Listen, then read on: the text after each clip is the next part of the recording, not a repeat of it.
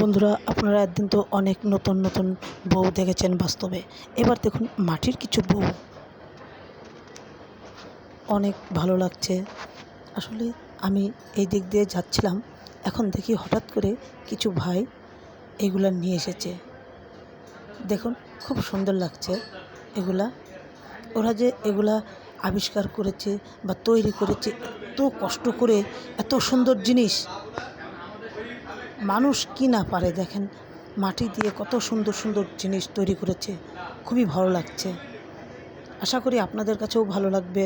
ভালো লাগলে লাইক করবেন, শেয়ার দিবেন, সাবস্ক্রাইব করবেন, কমেন্টে জানাবেন কার কেমন লাগছে। আমার কিন্তু অনেক ভালো লাগছে।